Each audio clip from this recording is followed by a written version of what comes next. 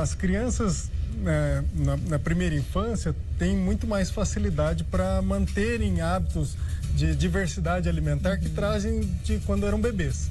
E muitas, por volta dos 4, 5 anos em diante, vão perdendo isso, vão ficando mais seletivas. Mas isso normalmente não chega num grau extremo e com o passar dos anos elas vão resgatando, experimentando se tiverem um estímulo adequado, principalmente o modelo, né? Se tiverem pessoas que dão exemplo em casa ou na escola. Que é o caso da Sofia, porque os pais falam no comecinho ali que eles gostam de provar pratos diferentes e por isso a Sofia acostumou, né? E ela é um excelente exemplo, né? Se ela faz um papel muito importante aí para a sociedade. Acho que tem um pouco de exagero. A gente que não tem tanta diversidade na nossa alimentação até fica um pouco impressionado. Mas, com certeza, esse exemplo é importante para as crianças e até para os adultos. Realmente, os pais são espelhos para os filhos, né? Exatamente. A escola muitas vezes traz isso. A oportunidade de comer na casa dos amiguinhos também, né? O que acontece com o adulto? O adulto, ele já tem o constrangimento por estar se comportando assim, que a criança não tem. Então, muitas vezes, quando você fala, pressiona ou quer dar o exemplo, a pessoa se sente constrangida e às vezes se retrai ainda mais.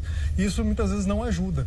Quando a pessoa é exposta assim, falando, você está com frescura, né? A pessoa tem mais dificuldade, ela não está sendo ajudada. Certo. Né? Ela tem que ser realmente conduzida para experimentar aos poucos, né? Tem que escolher a textura que você vai oferecer para ela poder começar esse processo e leva tempo, né? Não dá para ser de uma hora para outra. Olha, tem pergunta aqui para o doutor, vou pedir para colocar na tela, que é da Luciana de Paulínia. Paulinha, boa tarde, Fer. Quais as causas do paladar infantil, doutor? O paladar infantil pode envolver desde uma condição natural, em que a pessoa tem uma série de dificuldades, mas que precisa só ser estimulada, até uma condição de doença, em que isso traz uma desnutrição e até um sofrimento psicossocial para aquele indivíduo. Mas, de um modo geral, quando isso se torna um sofrimento, isso é causado por traumas que a pessoa sofreu ao longo da vida, muitas vezes até por uma questão de ter sido pressionada ou ter vivido uma situação de sofrimento relacionado a determinados alimentos. E, em outros casos, simplesmente não teve um modelo e, quando viu, começa a ter uma aversão à possibilidade de experimentar novos alimentos. O fato é que nem sempre é muito fácil identificar a causa, mas a pessoa precisa de um acolhimento antes de tudo. Né? Ela precisa ser compreendida. Né, vai muito além daquilo, da nossa compreensão, né? Aquilo que a gente imagina, ele não tem nada disso, não tem nada a ver com frescura, com, eu não quero provar. Vamos colocar mais uma perguntinha para o doutor agora, que é da Ângela aqui de Campinas. Boa tarde, Fer, boa tarde, meu amor. Doutor, sou apaixonada por doces. Isso é paladar infantil?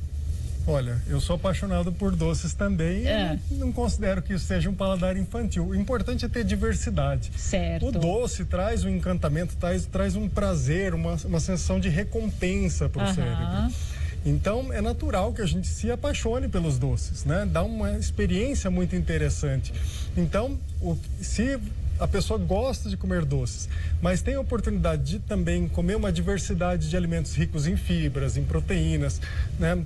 Alimentos salgados, amargos, azedos. Então não há problema nenhum em comer o doce inserido num contexto maior. O doutor, cada alimento tem a sua característica, como você falou aí, azedo, amargo, doce, salgado. Cada característica dessa é necessária para o bom desenvolvimento do nosso organismo? Com certeza, porque essas características, elas anunciam para o cérebro um determinado padrão de nutrientes. Então, a pessoa que vai ter um sabor doce, reconhece que vai ter mais energia. Certo. Um sabor mais salgado, normalmente vai estar associado a uma fonte de proteínas. Né? Um sabor mais azedo, normalmente vai conter uma série de antioxidantes. Olha que interessante isso. O ácido se também. Eu sinto, então, vontade naquele momento de se comer, eu falo, às vezes a gente fala, queria comer uma coisinha mais azedinha. Tem um porquê? Tem um porquê. A gente nem sempre compreende, mas o importante é que existem ciclos, né? Então, uma hora a gente está com vontade de comer mais um determinado alimento, mas se comer muito daquilo, normalmente a gente fica saturado. Na sequência, o cérebro já vai fazer um novo ciclo em que vai pedir uma outra sensação. Mas tem gente que às vezes fica muito presa no doce, né? E experimentar algo azedo ou amargo pode ser um bom exercício para poder diversificar essa alimentação e tirar ela dessa prisão do doce. Ó, deixa eu pedir para colocar mais uma perguntinha aqui para gente, para o doutor responder. Acho que dá tempo de responder mais uma, que é da Andréia de Vinhedo. Boa tarde, Fernanda. Parabéns pelo programa. Muito obrigada, Andréia. Eu gostaria de saber quais as características do paladar infantil e como tratar isso em adultos, doutor. Esse é um desafio muito grande, né? Porque leva tempo. Tá. Como qualquer problema complexo, leva tempo. Então, o primeiro ponto é, a pessoa tem que ter paciência para poder conduzir esse tratamento. E como é que a gente caracteriza esse paladar infantil? A pessoa tem uma baixa diversidade, mas principalmente é uma exclusão de grupos inteiros de alimentos da sua alimentação. Por exemplo, a pessoa não come nenhum tipo de fruta. Às vezes pode até consumir um tipo, mas com muita dificuldade. Certo. Né? Não come nenhuma hortaliça, nenhum vegetal, né? Diferente de uma pessoa que fez a escolha de comer um ou outro alimento e está excluindo por vontade os outros, né? Então, existe normalmente um sofrimento nessa pessoa na ideia de experimentar alguma coisa, e às vezes ela tenta e sofre naquilo, sem contar o constrangimento social que ela vive, que também traz sofrimento. E então, esse tratamento requer um acompanhamento psicológico. Não adianta simplesmente levar no nutricionista, que vai expor um cardápio complexo para aquela pessoa e ela tenha uma aversão àquilo e não consiga seguir. Mas algumas nutricionistas são mais sensíveis e podem realmente, algumas nutricionistas são mais sensíveis e podem conduzir esse processo paralelamente ao trabalho de um psicólogo, né? Mas é um processo gradual. Olha aí.